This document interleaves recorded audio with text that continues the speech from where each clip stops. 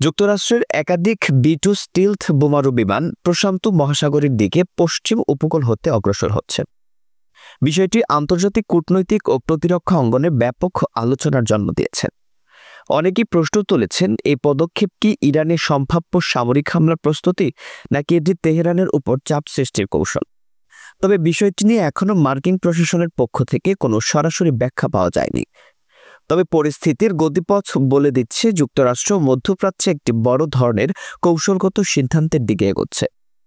AFP এবং অন্যান্য আন্তর্জাতিক সংবাদ সংস্থার বরাতে জানা গেছে, এই স্টিলথ বোমারু বিমানগুলো এতটাই উন্নত প্রযুক্তির যা শত্রুপক্ষের রাডার এড়িয়ে গভীরভাবে প্রতিরক্ষিত অঞ্চলে প্রবেশ করতে সক্ষম। এই বিমানগুলোতে যুক্ত করা হয়েছে বাংকার বাস্টার টাইপের বোমা, যা বিশেষভাবে নির্মিত ভূগর্ভস্থ স্থাপনা ধ্বংসের জন্য। ধারণা করা হচ্ছে যুক্তরাষ্ট্র ইরানের পারমাণবিক গবেষণা স্থাপনাগুলোর বিরুদ্ধে হামলার প্রস্তুতি হিসেবেই এ পদক্ষেপ নিচ্ছে। বিশ্লেষকদের মতে এই পদক্ষেপ একাধারে কূটনৈতিক এবং সামরিক কৌশলের মিশ্রণ হতে পারে। তেহরানকে কঠিন বার্তা দিতে ট্রাম্প প্রশাসন এরকম পদক্ষেপ নিতে পারে যাতে ইরান আলোচনায় বসতে বাধ্য হয়। অন্যদিকে যদি ইরান কোনো প্রতিক্রিয়া জানায় বা উত্তেজনা বাড়ায়, তবে যুক্তরাষ্ট্র দ্রুত প্রত্যুত্তরের জন্য প্রস্তুত থাকবে। ওয়াশিংটন ভিত্তিক প্রতিরক্ষা বিশ্লেষক বলেন, B2 বোমারু মোতায়েন করা কোনো সাধারণ সংকেত নয়। এটির মাধ্যমে দেখানো হচ্ছে যুক্তরাষ্ট্র একেবারেই প্রস্তুত এবং প্রয়োজনে প্রতিরোধ নয়, প্রথমে আঘাত হানার জন্য তারা প্রস্তুত। তবে ইরানও বসে নেই।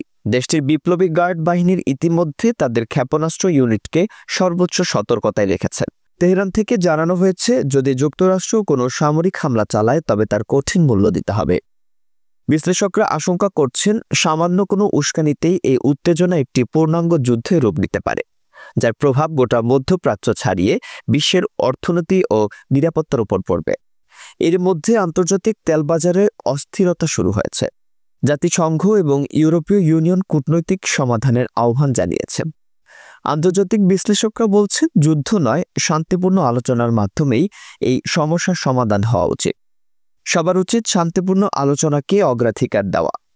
তবে হোয়াইট হাউসে ফিরে ট্রাম্প এই বিষয়ে চূড়ান্ত সিদ্ধান্ত নেবেন আগামী 2 সপ্তাহের মধ্যে।